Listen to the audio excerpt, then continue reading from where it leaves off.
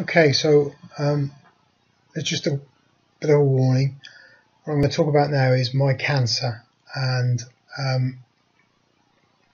how it develops and effectively how it's going to kill me. I'm doing this just to raise awareness. If you really don't want to know, that's fine. Don't watch the video. Okay.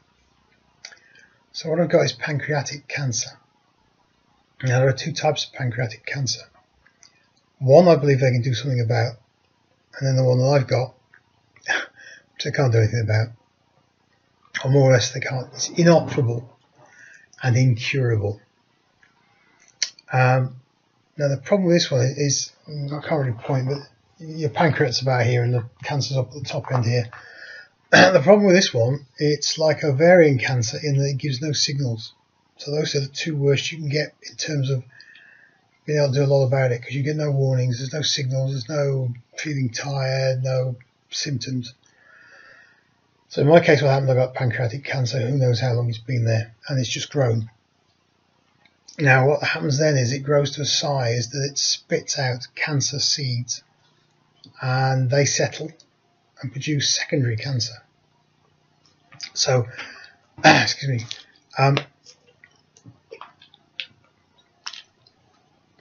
in my case, the secondary, or first point the secondary went to, was the bowel. So I developed bowel cancer, and we got the first indications of that probably October, November-ish. I started to feel tired going to the back end of last year. I just thought I was working too hard. I started to get some aches around the stomach area around November-ish going into Christmas. They seemed to come and go, so I just thought, bad stomach. But I did book myself in to see the doctor straight after Christmas. Because I thought I got prostate cancer because I started to have a lot of visits to the toilet. But they thought it was a urine infection. I won't go through all the steps, but we started chasing wrong diseases, thinking I got all sorts of other different things. It was only around April when I started to be violently sick and got rushed to the hospital that I did some pretty major scans and found the cancer. Excuse me. So, and that's when they found it's pancreatic. There was a lot they could do about it. Now, the good thing is they can actually do something if they find the pancreatic cancer early enough. They can blast it with chemo. They can give you more time and quality time if they can get in there and get at it. And it has to be chemo. Radiotherapy isn't going to work on a pancreatic cancer.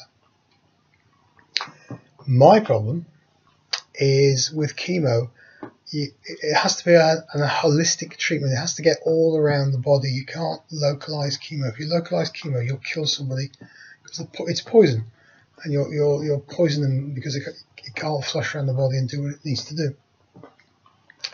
So the complication I had with me was that the bowel cancer had spread to such a degree that the bowel was blocked in certain places, hence the throwing up, because I couldn't get stuff to go through, so I had to come back out.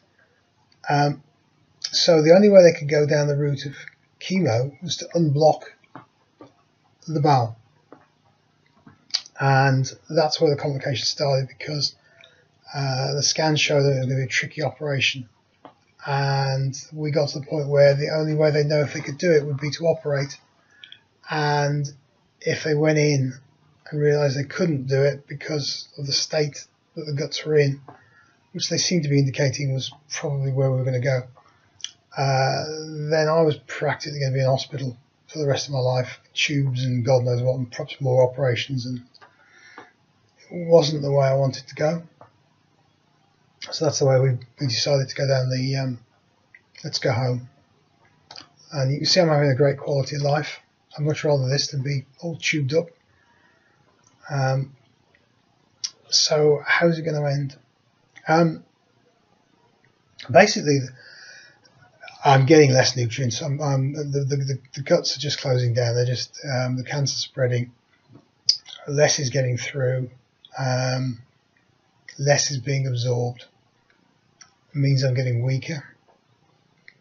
I'm in no pain. I have days when it's not painful but it aches, and we have to rebalance the pain control and all that. But generally, when I'm in bed now, I'm feeling great. If I get up and walk around, I'm tired. So I try not to do stuff that I can't do, because that's sort of soul destroying. So I do the stuff I can do, and that builds me back up. And these videos are a classic. All the work I'm doing for charity, these are things I can do. So I stay within the realms of what I can do. So how's it going to kill me?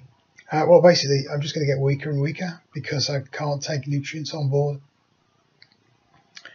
At some point, either the bowel will lock up completely, in which case I'll just basically starve. That sounds a horrible thing to say, but basically I'll just get tireder and tireder.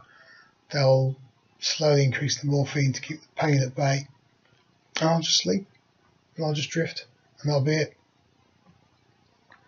There's a slight chance that I may have something like a heart attack because I get so weak. But chatting with the palliative nurses, we can give no guarantee, but they've been here time and time again. They don't think that's the way I'm going to go. They think it's going to be quite quiet and quite peaceful. So don't worry on that score. We'll have all the family around at the time. We've arranged beds and stuff, and so there'll be a house full. Not a lot else to say, of all the endings, it isn't a bad one, Excuse me.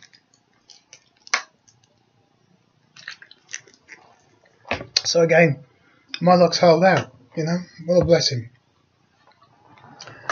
And I get the chance to do all these goodbyes and everything. So, anyway. Pancreatic cancer, we've got to find a way to deal with that one, and ovarian cancer, because there are no signals. Although I did just read this morning on the BBC website that there's a urine test that may be able to identify early onset pancreatic cancer. I'm going to post a link to that by this video, because they're finding stuff all the time. And we will beat cancer one day. A good friend of mine, Vicky Fraser, wrote something in an email that I thought was brilliant. She said, "You have beaten cancer. You've already beaten it, because you are continuing to live your life, stuff cancer." She didn't use the word stuff, but I am. You're living your life. To hell with cancer. You're getting on with it, so you've beaten it. And that's what I want to say to you. If it happens to you or loved ones around them, if they continue to live their life on their terms, you've beaten cancer.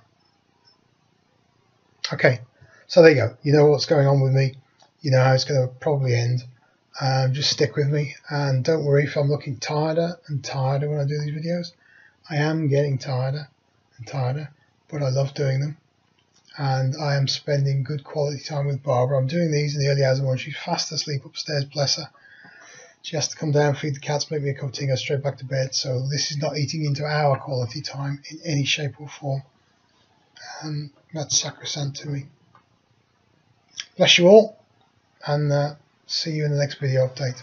Cheers now.